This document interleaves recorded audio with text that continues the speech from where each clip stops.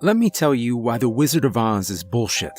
For those of you unfamiliar with a film that came out the same year as World War II, beware, there are spoilers ahead. Dorothy gets caught in a tornado, which acts as some form of interdimensional portal that transports her, her dog, and her house to the wonderful land of Oz. She and the house fall out of the sky and land directly on top of the Wicked Witch of the East. The rather understandably upset sister of the victim, the Wicked Witch of the West, shows up and demands her sister's shoes from Dorothy. But Glinda, the Good Witch, arrives on the scene as well as bestows ownership of the shoes onto our girl from Kansas as some kind of a trophy for her first kill. The Wicked Witch swears vengeance on Dorothy, who is then commanded by the Good Witch to embark on a fantastical adventure filmed in cutting-edge Technicolor, which she will make friends, brave dangers, and perhaps learn a thing or two. The villainess of the film is of course the Wicked Witch of the West. We know that she's going to raise all sorts of hell for Dorothy because she's green, wears black, and, very subtly, is named the Wicked Witch of the West. She makes multiple attempts on Dorothy and her stalwart companions' lives, but through courage, moxie, and sometimes just plain luck, Dorothy prevails, kills the witch, and is allowed to return home to Kansas. Great movie, bad guide on witches. The real things are nothing like that. They're not green, they don't ride on broomsticks, and they certainly can't be killed by a little water. Or falling houses, for that matter. No, of all the witches in that film, the one that is closest to the mark is Glinda, the Good Witch. You see, real witches are master manipulators. They wouldn't come to you with green skin and boils. They would seem beautiful, charming, benevolent, sound like anyone we know. Let's look at what Glinda actually does for Dorothy of Kansas. She provides her with a pair of magic ruby slippers that were stolen from a corpse and then sets Dorothy off on foot, in heels no less, to visit a wizard that the Good Witch knows to be a charlatan.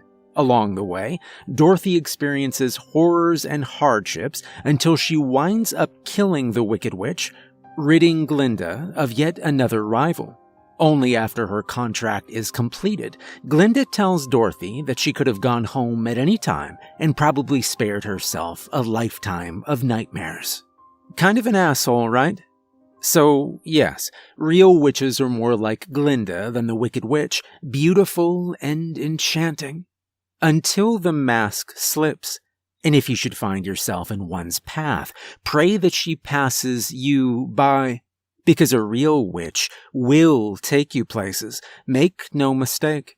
They just won't be places you'd want to go. I know this because I came across one, or at least my approximation of one. And though I lived to tell the tale, there's not a day of my life that I'm not haunted by what transpired in the woods all those years ago. I can only hope that what I gave that thing was enough for it to leave me alone. But a part of me that grows stronger every day knows that I'm deluding myself. She has claimed me, and one day she will come to collect her due. Let me tell you about the Wicked Witch of Appalachia. I could bore you with my plans and failures, but let's just say I got the dog and my ex got everything else. I bought a one-story house on the edge of the Blue Ridge Forest. It was made of craggy stone and dark, weather-beaten timber, covered in places by thick moss that made the place seem oddly cozy, with a roof that was slanted at a stark angle in the German fashion. Before me was a vast hilly expanse of field, and behind a small backyard with a wooden perimeter fence with a small shed. Behind that was a long triangular path flanked by trees that tapered and led off into miles and miles of woods. Most of my stuff was still in a dragon's hoard of cardboard boxes in my living room 3 days after I moved in, but I had the bed and liquor cabinet unpacked, and that seemed like fine progress in my eyes. I spent those first few days drinking and talking to my dog. Baron was an English wolfhound and had in the preceding months become my best friend, if for no other reason than his ability to sit and listen to me carp about my love life. For that, the boy deserved a medal. The move was good for both of us. It gave Baron the space he needed to stretch his long, loping legs, and me a badger's den to drink and lick my wounds. Most mornings would begin with me making some pitiful attempt at breakfast, while taking swigs of the bottle or whatever I'd finished the night before. I'd wallow around in my robe until I'd catch my reflection in something and see how haggard I was starting to look. I'd lost weight, needed a haircut, a shave, and hadn't been able to sleep through the night. The one productive thing I did each day was to go on a hike with the dog. At first, I thought, there were worse places to be for self-imposed exile. The woods were gorgeous, the colors just beginning to transition from the sun-beaten intensity of the summer to the burnt and dry of the fall. Those first few weeks, Baron and I would spend hours out there, finding new paths or game trails, rocky bluffs or tranquil ponds. The forest was enormous, and I found that while I was out there, I felt at peace. That feeling would go away as soon as I returned, however. My nights were made of booze and old movies and television shows. When I did turn in, I often spent my time staring at the ceiling and thinking about my ex, not the one that left me high and dry and convinced me to literally become a hermit. No, I'm thinking about the one I dated a few years before I met my wife, the classic one that got away. Any breakup you experience will take some getting used to. But for my money, there's nothing that fills the hole left by the one that got away.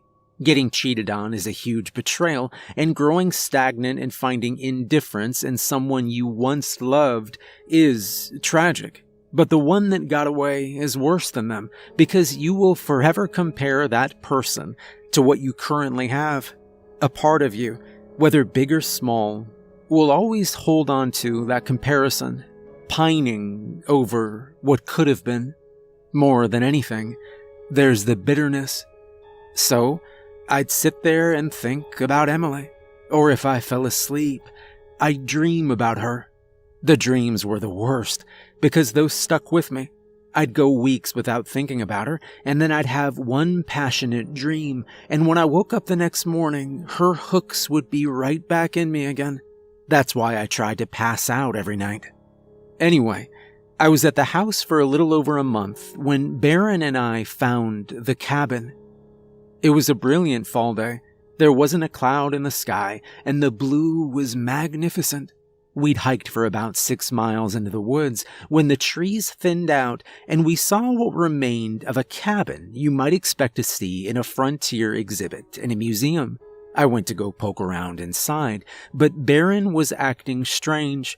He stayed near the tree line and made low, growling sounds. Since that day, I've learned to trust a dog when he doesn't like something. I only wish that I heeded his warning sooner, because everything that would happen started when I stepped inside that cabin. The roof was half caved in, and the floor was covered in old leaves. I kicked them aside to reveal a wooden floor that was almost completely rotted through. A few bits of furniture were scattered around, but if I was hoping to find gold nuggets, treasure maps, or even some arrowheads, I would be disappointed. What I did find was a strange symbol carved just above the door when I turned to leave. It looked sort of like an inverted pitchfork, with the outermost prongs pointing out diagonally from the center prong. It seemed oddly familiar, but after studying it for a few seconds, I couldn't place it. Outside, Baron still sat where he was, only his hackles were up, and he was licking his fangs. At what? I couldn't say, but it was enough for me to get that walking up the stairs from the basement feeling, and I thought it best we leave. As I was walking away, though, I noticed that there was something odd about the trees. I'd seen sycamores with bark that was white, but there were a few trees here where it was pinkish and had an almost leathery quality. The trunks were long and stooped, and were topped by only 2 large branches that twisted and coiled before splaying out in smaller branches, from which red leaves blossomed. Stranger still was that each of these trees had an oval-shaped hollow near the juncture of the 2 branches that yawned open and into darkness.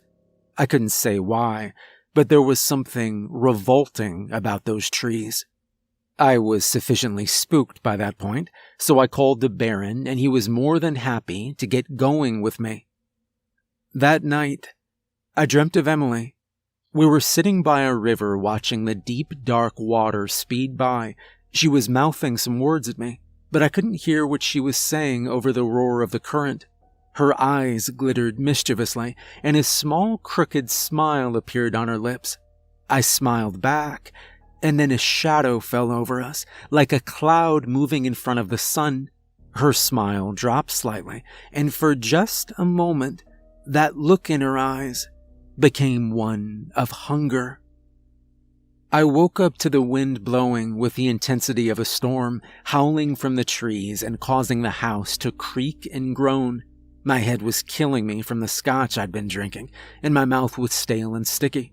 I was torn between taking steps to mitigate the hangover or roll over and pull the covers over me, thankful that I had 4 walls and a roof to protect me from the elements that battered the house. In the end, I pulled myself from the bed, my bones cracking like an old man's, and staggered through the late-night gloom, feeling for the kitchen.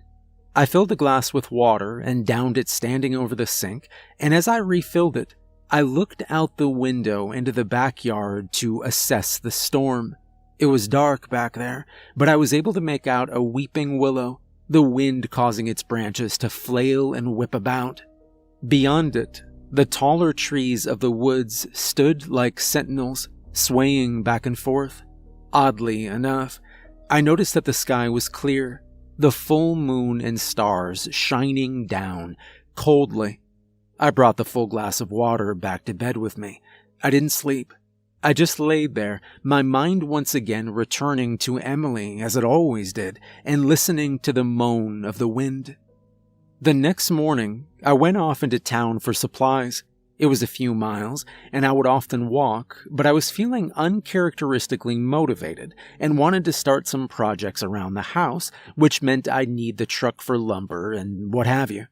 As I was getting ringed up at the checkout line, I asked the hardware store clerk if the storm last night had damaged anyone's property. The guy gave me a look and said there hadn't been a storm, and in fact he and his brother had been outside for half the night, burning garbage in the fire pit. I didn't make much of it at the time, because frankly it was just idle curiosity that compelled me to ask in the first place. But on the way home, something bugged me in the back of my head that I couldn't quite place. At the house, I pulled a stack of 2x4s out of the back and stacked them against the fence in the backyard, then grabbed the 2 sawhorses from the shed. As I emerged, the explanation for that bizarre feeling dawned on me. The window over the sink looked out over the backyard, the fence that surrounded it, and the forest beyond. What it didn't look out on was a weeping willow. I set the sawhorses down and walked inside to recreate my vantage point from the night before. The memory was very clear in my mind, and I was able to point out the locations of everything I saw that night, now in the light of day. Everything except that tree. I did notice something odd, though, and I went in the backyard to investigate. At roughly the same location the willow from the night before would have been, the grass appeared blackened. It was as if something corrosive had been poured onto that section of yard that had part burned, part dissolved the grass, and smelled foul. I was distracted by this and flinched when I heard Baron barking like a maniac inside. I wheeled around to the house and heard him throwing himself against the back door. I looked towards the woods to see what he was so worked up about, and that's when I saw her. Most of what I'm telling you at this point is based off of a story that happened to me years ago.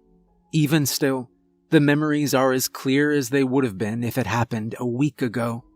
There are a few times during my recollection, however, where I seem to have two memories of the same event. It sounds strange, but I'll do my best to convey what happened. This is the first of those events. I looked towards the woods, down the path, and about 100 yards out, there was a woman. Now think about yourself standing on one end of a football field in good light, looking across at someone on the other. You would see the vague outline of a person, and in such a setting your mind would automatically attribute that form to a person. The first thing I noticed was that she was completely naked. Her skin was the sort of pale that appeared in some light to be luminous and blue. Fish belly white is a popular literary way to describe it. She had long black hair, and she stood in a way that was reminiscent of the birth of Venus. Now, all of this could be discerned from looking at someone from that distance. What was odd about my experience was that even that far away, I seemed to be able to pick out more features that I ordinarily could have. I could see that she was beautiful, but there was something disturbing about that beauty. It was feral and wild. The eyes were too pale and protruding, the mouth wide and red, at once sensual and revolting. I also noticed that sound had been replaced by a vibrating silence. There were no birds, no traffic, the wind did not move, and yet the absence of sound created a sensation. It felt like staring into the Grand Canyon for the first time, the awe at the scale of a thing. I cannot say why seeing this woman inspired such a feeling. I can only say that in those few seconds I stared at her, I knew I was witnessing something monumental. The woman turned her head to the left and pointed with a limp arm towards me, then disappeared into the trees. Sound once again filled the world. I stood rooted in place for a long time, then I went inside and made a phone call. I rented the house from a guy I found listed on Craigslist. I'd still kept my contact's name written down, and I asked him who the previous owner of the house was. I had to make a few more calls before I finally got the guy's name. He'd lived around there for some time before settling down in the house I currently occupied. He'd lived for the better part of a year before packing up and moving to California. It took a while to finally get a hold of him. I started by making small talk and commenting on the town, but found him to be furtive and abrupt. Finally, I decided to just cut to the chase and, framed with a laugh, asked him if he'd ever seen any naked women on the property. The line went dead for a few seconds before he told me that he didn't know what he saw at that damn house, and if he were me, he'd pack up his stuff and get out before something worse happened. I couldn't get more than 2 words at a time out of him after that, so I wished him well and hung up. Kind of strange how the human mind can rationalize things. You can see the craziest shit you've ever seen in your life, or be in a situation where you're sure you're gonna die, promising God you'll devote your life to him if you can just get out of the fix you're in. And then, suddenly, it's over. You'll be in church every day, thankful for every breath for about a week. Then it's back to not giving a shit anymore. And so it went with the lady in the woods. A week later, I'd chalked it up to just another fugue state that sometimes comes over those who are isolated and on their way to being a full-blown alcoholic. Barron didn't seem to forget, though. In the following weeks, he seemed to get more and more squirrely. He wouldn't even step into the woods with me anymore, so I would walk with him in the large open fields to the front of my house. Looking back, I can't help but think that saved me. Listen to your dogs, folks. Despite rationalizing the willow and the woman, I'd been plagued by nightmares almost every night since. They were almost always soundless, and more times than not involved Emily. What was stranger, though, was that they all seemed to take place around the house. I recognized a few patches of forest that Barron and I had hiked. I also had the distinct impression that every successive dream was taking us closer and closer to my backyard. In that time, my health had taken a turn for the worse. I'd lost too much weight and looked almost skeletal. I was drinking too much and had fallen into some kind of doldrums, where I would lay around in a sort of half-consciousness, only rousing to use the bathroom or crack a new bottle. I capitalized on a rare spout of motivation and decided to get a sitter for Baron, hop in the car, and drive back for some civilization for the weekend. I went up to Columbus, Ohio, got a hotel, and set off on the strip surrounded by college students. They only served to inform me of how out of the loop I was in the current trends, so I found a dark corner of some bar and posted up, reassuring myself that being around other human beings still counted as socializing. I went back to my hotel later that night and hoped that if nothing else, I'd get a good night's rest. I dreamt I was walking arm in arm with Emily on a path flanked by trees. Strange constellations filled the sky and revolved like a time-lapse video. Once again, there was no sound. She opened and closed her mouth, her face close to mine, as if imparting a secret, and soon a light appeared before us at the end of a long path. She stopped next to me, and when I turned to face her, she was naked, her face hidden behind a wild thatch of hair. The sound of a waterfall seemed to generate in my head, growing louder and louder, until I was tempted to clap my hands over my ears. But Emily just looked at me and pointed towards the house with a limp hand. I turned and saw that the lights were coming from inside the house. My house. A surge of adrenaline hit me, and I knew that at any second I would snap awake covered in sweat like I had so many times before. But as the seconds passed, I began to realize that this was no dream. I walked towards the house, and soon I could hear Baron howling and slamming himself against the window of my bedroom. I stepped through the gate of the fence and saw that the back door of the house hung open. Inside the house was dark, and Baron was locked inside my bedroom. I let him out, and he stepped through the door, trembling with tail between his legs.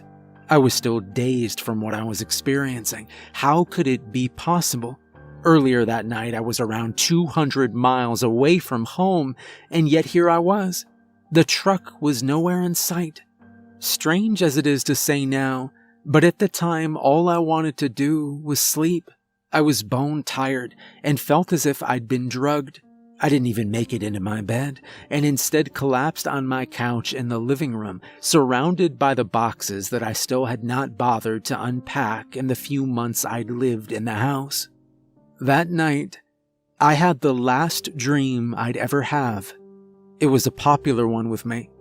Emily and I had been on a date, and then we went back to my place. I watched as her hands changed from small and dainty to long and thin, spider-like. A foul odor filled the air, and soon I could see my bedroom door rattling, almost tearing free from the hinges. I moved my arms behind me and tried to sit up, but when I did, the hands shoved me down with terrible strength. Through the mass of black stringy hair that blew and flickered like an angry black flame or a weeping willow in a storm, a set of eyes with all the coldness of deep space stared at me. An oval mouth yawned open, though it looked less like a mouth than a hollow cave with centuries of carrion and charnel hidden inside. It descended slowly onto my face, and when the cold approximation of lips touched mine, everything went dark. I woke up on the couch screaming. Not the sort of surprised yelp you get when you snap awake, but a real, sustained scream. I screamed until I ran out of breath, then I screamed more. It took a good long while before I summoned the courage to stand up and stagger into the kitchen. Baron was cowering in a puddle of urine as far away from my open bedroom as he can get, and I closed the door without looking inside. I called the taxi service to pick us up and take us into town where I'd get a hotel where me and my dog would stay until I could find the truck and leave that town forever. I called the hotel in Columbus, and they told me that my truck was still parked in their lot and that they'd hold it until I could make arrangements. I ended up hiring one of the bellhops to drive the truck down, and then I turned around and took him back to Columbus. I called my contact that had rented me the house and told him I wouldn't be staying there anymore. I paid him through the year, plus a little extra for him to move my stuff out of the house. He also said that I wouldn't get the deposit back because of damage to the house. I asked what he meant, and he told me that I'd carved up the walls in a few spots. He said it looked like some kind of upside-down Y sort of thing. I hung up shortly after that. And that was pretty much the story. Baron and I moved to a city very far away from the woods. My old friend died 3 years ago, and after a respectful mourning period, I got myself a new Irish wolfhound and promised that I would always have him near my side, and that I'd listen to him. Like I said, it's funny how your mind can rationalize these things. I'm still scared shitless of the dark and will not go near the woods, but the naked terror I felt, like pressure on a raw nerve, has subsided over the years. I don't dream anymore. I'm a little jumpy, but I didn't think I'd be institutionalized anytime soon. But just a few hours ago, I got a call. It was from a man that said he'd gotten my name regarding a piece of property he was renting. I got cold because I knew what he was going to say, and I was mostly right. What's got me thinking that I should write this down is the last thing the guy said to me. I know I'll never forget it for the rest of my life. He asked me if I'd ever seen a naked woman out in the woods. A naked woman and a child.